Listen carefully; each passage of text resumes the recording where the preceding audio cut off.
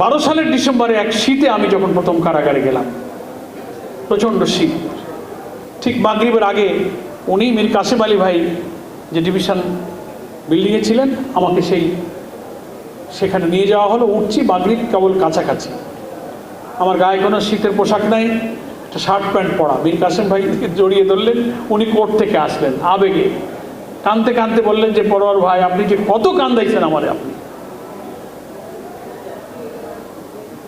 শীতের কাপড়, অ্যারেস্ট হয়ে গেছি তো, কাপড় চোপড় কোথায় পাবো? ডিবি অফিস থেকে নিয়ে গেছে।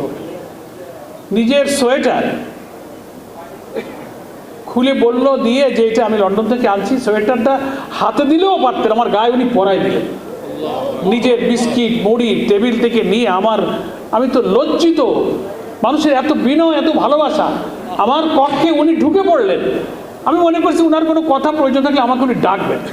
আল্লাহু আকবার, দেখি মাগরিবের পর উনি আমার রুমে এসে হাজির, টেবিলগুলো সাজিয়ে দিলেন, এই আপনার মুড়ি, এই আপনার নাস্তা, এই আপনার কাপড়, শীতের মধ্যে এটা আপনি নিচে পরবেন, এই সোয়েটারটা আমি এসে আপনি এটা পরবেন।